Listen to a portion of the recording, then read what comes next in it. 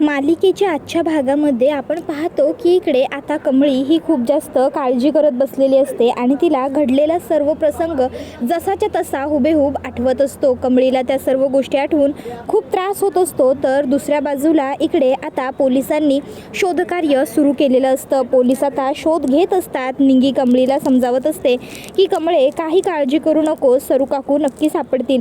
बंड्यासुद्धा म्हणत असतो, कमळे हे बघ पोलीस आहेत ना, पोलीस खाली करायला तपास, तू काय काळजी करायची गरज नाही आहे। त्यावर कमळी म्हणत्या, वय वय माझे आहे नक्की घावल। इतक्यात पोलीस तिकडे वरती येतात। कमळी विचारते, काय झालं, माझी आई घावली वय? त्याबरोबर मग पोलीस सांगतात की तपास सुरू आहे, नक्की सापडेल।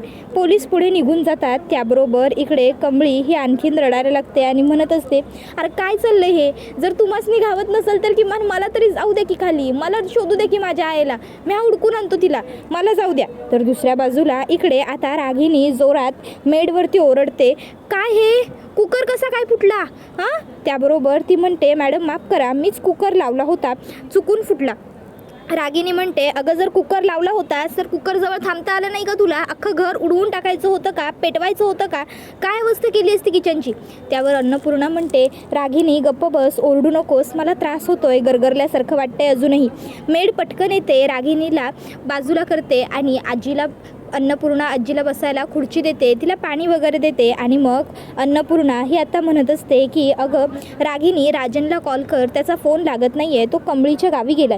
त्यावर आता अनिका रागवते आणि म्हणते, डॅडला काय गरज होती त्या गावछापकडे जाण्याची? ती गावछापसुद्धा आता डॅडला ना तिकडे थांबवून घेणार। त्यावर मग अन्नपूर्णा आजी पुन्हा म्हणते, अनिका गप्प बस, उगाचच्या उगाच बडबड करू नकोस। अनिका तिकडनं निघून जाते।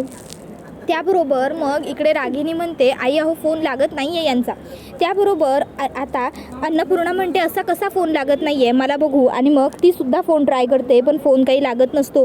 राजनचा अपघात झाल्यामुळे तो इकडे बेशुद्ध असतो। आता इकडे आजी ही देवाकडे प्रार्थना करत असते की माझी मुलं सुखरूप असू देत। तर दुसऱ्या बाजूला इकडे बंड्याने आता ऋषीला कॉल केलेला असतो आणि तो ऋषीला सांगतो की ऋषी भाऊ, अहो इकडं कमळीच्या आईला म्हणजे सरू काकूला गोळी लागलेली आहे आणि इकडं कमळीची अवस्था लई वाईट आहे।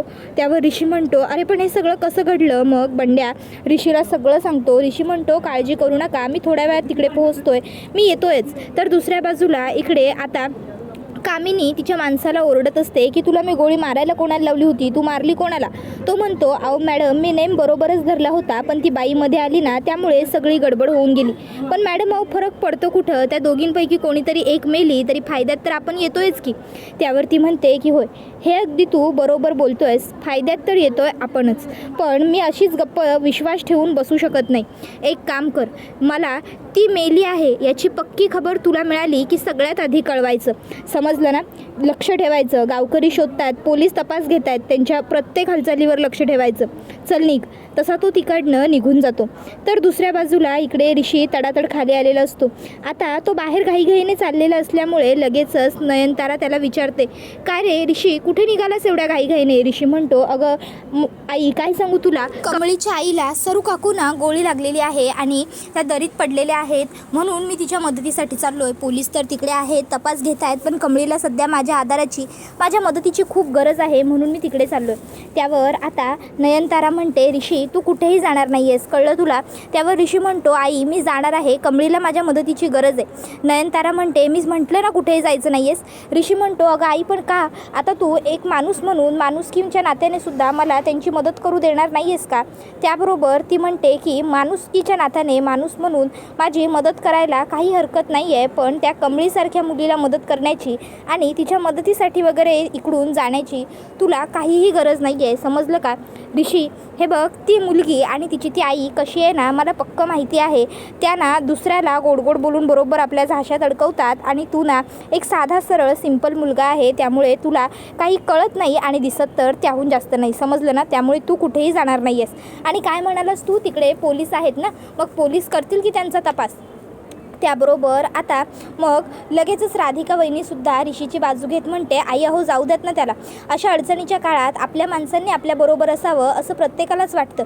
त्यावर लगेचच ती म्हणते राधिका. त्यावर ऋषी म्हणतो, वहिनी बरोबर बोलती आई, काही चुकीचं बोलत नाही आहे ती, मला जाऊ देत. हे बघ मला थांबवून तू आज खूप मोठी चूक करशील. त्याबरोबर रोहित दादा लगेचच म्हणतो, तुला कोणी मध्ये बोलायला लावलं आहे का राधिका? राधिका गप्प बसते. नयनतारा म्हणत असते की तुला कुठल्याही परिस्थितीत मी त्या मुलीकडे जाऊ देणार नाही आहे. त्याबरोबर लगेचच आता रोहितसुद्धा म्हणू लागतो, हो ना बरोबर आहे आई तुझं, त्या गावच्या मुलीमध्ये ह्याला एवढं काय दिसतं ना मला कळत नाही. ऋषी दादाला गप्प बसायला लावतो आणि आईला म्हणत असतो, आई तू जे काही वागतेस ना ते खूप चुकीचं वागतेस, मला तुझं वागणं अजिबातच पटत नाही आहे, समजलं ना. आई तू त्या दिवशी जेव्हा दुखावलंस ना कमळीच्या आईला तेव्हा तू त्यांना नाही मला दुखावलंस. त्यावर रोहित दादा म्हणतो, ती कमळी आहे तरी कोण तुझी? त्यावर मग आता राधिका वहिनी म्हणते की जरी ती आपली कोणी नसली ना तरी ऋषीची ती कोणीतरी आहे आणि जाऊ द्या त्याला, प्लीज नका अडवू. तर दुसऱ्या बाजूला इकडे अन्नपूर्णा मॅडम ह्या काळजी करत असतात आणि आता त्या देवाकडे प्रार्थनासुद्धा करतात की इकडे राजन आणि कमळी हे दोघंही सुखरूप असू देत, व्यवस्थित असू देत. आता ती लगेचच स्वतःच्या नवऱ्याला म्हणजे आजोबांना सांगते की अहो आपला राजन कमळीला भेटायला तिच्या गावी गेलाय सिद्धटेकला. अहो पण म्हणाला होता की तिकडे पोहोचला की फोन करेल म्हणून, पण अजून फोन नाही, मेसेज नाही. त्या मुलाच्या मनात विचार आला नसेल का हो की आपली आई काळजी करत बसली असेल म्हणून. तर इकडे आता नयनतारा म्हणत असते, ऋषी तुला कुठेही जाता येणार नाही आहे, समजलं ना.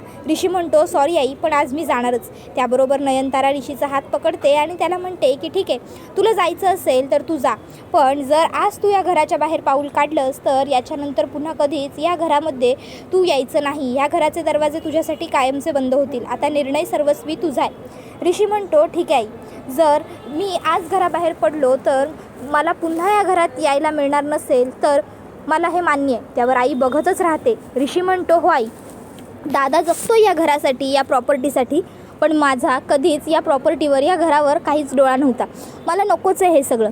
आज माझ्यासाठी कमळीच्या बाजूने उभं राहणं सगळ्यात महत्त्वाचं आहे. मी कमळीला शब्द दिलेला आहे की जेव्हा तू अडचणीत असशील, जेव्हा तुला माझी गरज असेल तेव्हा मी तिथे तुझ्यासाठी, तुझ्यासोबत, तुझ्या जवळ असेल. आणि आज तिला माझी सगळ्यात जास्त गरज आहे.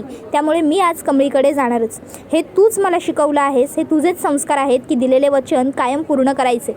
आणि आज जर तुझी दिलेली शिकवण पूर्ण करण्यासाठी मला तू दिलेली शिक्षासुद्धा भोगावी लागणार असेल ना तर मी त्यासाठी सुद्धा तयार आहे. मला माहिती आहे तू जरी मला घरात घेतलं नाहीस ना तरी माझ्यावरचं तुझं प्रेम कधीही कमी होणार नाही आहे आणि तुझी माया, तुझी ममता, तुझा आशीर्वाद कायम माझ्यासोबतही असणार आहे. आणि माझंही तुझ्यावरचं असलेलं प्रेम कधीच कणभरसुद्धा कमी होणार नाही आहे. पण त्यामुळे मी कमळीला मदत करायला जाणार नाही असं सुद्धा होऊ शकत नाही. माफ कर मला आई, पण आज मी जाणार. त्याबरोबर आता ऋषी नयनताराच्या हातातून आपला हात सोडवतो. नयनतारा ऋषीचा हात पकडत असते पण ऋषी मात्र स्वतःचा हात नयनताराच्या हातातून सोडवत असतो. आता हे सगळं बघून राधिका वहिनीला खूप जास्त वाईट वाटत असतं. बघता बघता ऋषी आता नयनताराच्या हातातून आपला हात सोडवतो आणि दरवाजाच्या पुढे जाऊन दरवाजा उघडतो. दरवाजाच्या त्या एकदा चौकटीकडे पूर्ण बघतो आणि उंबरड्याच्या बाहेर जड मनाने, जड पावलांनी पाय टाकतो आणि आता ऋषी तिकडनं निघून जात असतो.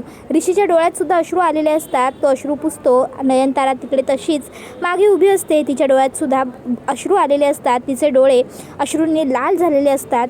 ऋषी तिकडनं निघतो.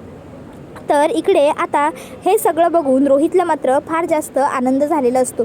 दुसऱ्या बाजूला पोलिसांचा तपास सुरू असताना त्यांना रक्त लागलेला एक लाल रंगाचा कपडा सापडतो.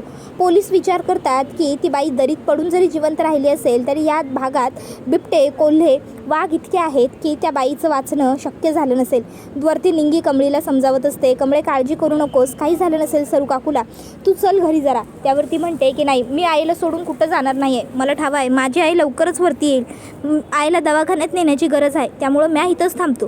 त्याबरोबर बंड्या म्हणतो, काळजी करू नगस कमळे, अगं सरू काकी नक्की सापडेल, आपण सगळी शोधू सरू काकूला.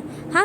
तर दुसऱ्या बाजूला ऋषी हा बाईकवरून आता कमळीच्या गावी यायला निघालेला असतो. तर इकडे अनिकाने आता कामिनीला कॉल केलेला असतो आणि ती कामिनीला म्हणत असते, ग्रॅनी यार तू कुठे आहेस, मला पार्टीची अरेंजमेंट करायला सांगितली आणि तूच नाही आहेस, आता थोड्या वेळात लोकसुद्धा येतील, ग्रॅनी कधी येतेस. ती म्हणते, अगं तुझ्या पार्टीची गुड न्यूजच आणण्यासाठी मी इकडे आले होते, आता आल्यावर तुला सगळं डिटेलमध्ये सांगते काळजी करू नको. ती म्हणते ग्रॅनी तुम्हाला लवकर इकडे पाहिजेच गं.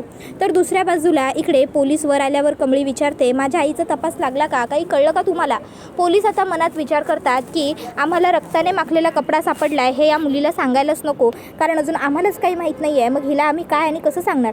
त्यावर ते म्हणतात खूप रात्र झाली आहे, आता तुम्ही सगळ्यांनी घरी जा, इथे कोणीही थांबणं सेफ नाही आहे. कमळी म्हणते अहो असं काय बोलायला आहे, मी विचारायलोय काय, माझी आई सापडली का, माझी आई कुठं आहे, अहो काहीतरी बोला की तिच्याबद्दल. त्यावर पोलीस सांगतात की नाही सापडलेली, तपास सुरू आहे. कमळी म्हणते अहो मग मला तरी जाऊ द्या की, मी शोधतो तिला. पोलीस सांगतात तू खाली जाऊ नकोस, ते रिस्की आहे, आम्ही तुला सांभाळायचं की तुझ्या आईला शोधायचं, तुम्ही सगळ्यांनी आता घरी जा, तू सुद्धा घरी जा. कमळी म्हणते मी कुठं बी नाही जायचो, मी इथंच बसून राहणार, माझी आई गावत नाही तोपर्यंत. आणि कमळी तिकडे बसून राहते. पोलीस आता सगळ्यांना म्हणतात चला सगळ्यांनी आता घरी जा, इथे कुणीही थांबू नका. सगळी लोक निघून जातात. आता मात्र तिकडे कमळी, बंड्या आणि निंगी तिघेच जण उरतात. कमळी रडत असते, निंगी तिला सावरत असते आणि हा व्हिडिओ इथेच संपतो. व्हिडिओ आवडला असेल तर व्हिडिओला लाईक करा. धन्यवाद.